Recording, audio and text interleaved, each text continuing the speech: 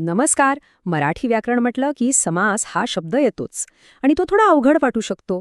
पण काळजी नसावी, कारण आज आपण त्यातीलच एक महत्वाचा प्रकार म्हणजेच अव्ययीभाव समास एकदम सोप्या आणि इंटरेस्टिंग पद्धतीने समजून घेणार आहोत. चला एक नजर टाकूया की आज आपण काय काय पाहणार आहोत. आधी आपण समासाची ओळख करून घेऊ, मग आपल्या आजच्या मुख्य विषयाकडे म्हणजे अव्ययीभाव समासाकडे वळू. त्यानंतर संस्कृत, फारशी आणि आपल्या अस्सल मराठी पद्धतीचा त्यावर कसा प्रभाव आहे हे उदाहरणांसहित बघू. आणि शेवटी सगळ्यात महत्त्वाचे मुद्दे पुन्हा एकदा आठवू. तर मग सुरुवात करूया एकदम बेसिक गोष्टीपासून.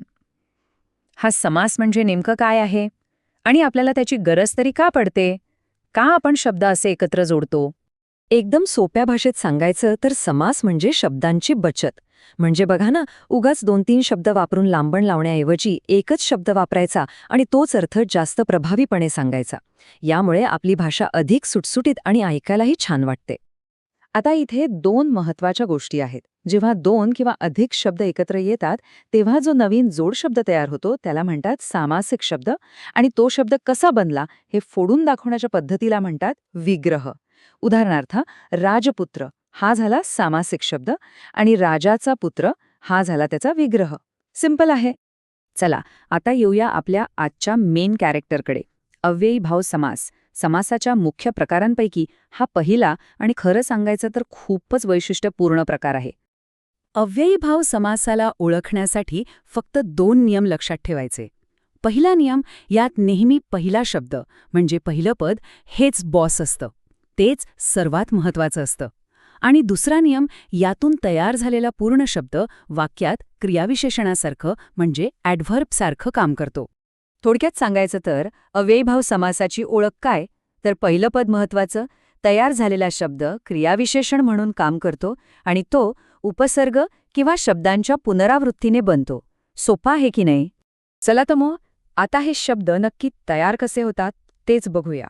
आणि याची सुरुवात करूया आपल्या संस्कृत भाषेच्या कनेक्शनपासून.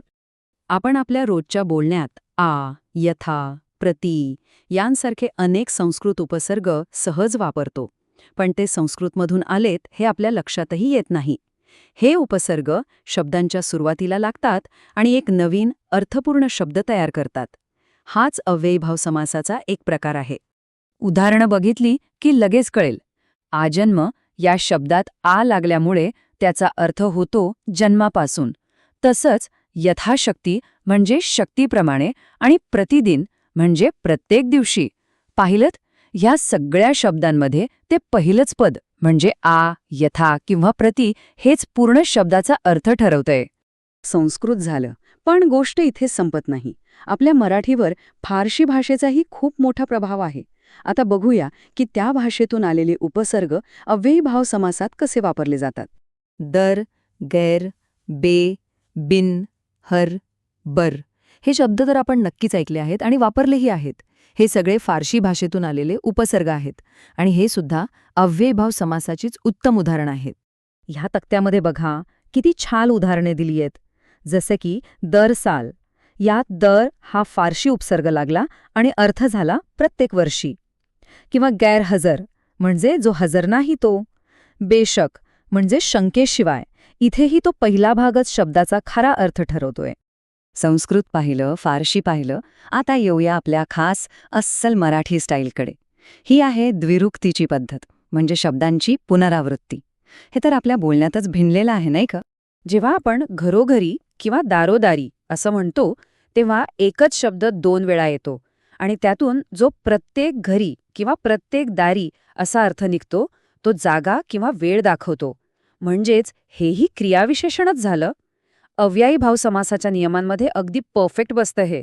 उदाहरणं बघा. घरोघरी म्हणजे काय? तर प्रत्येक घरी.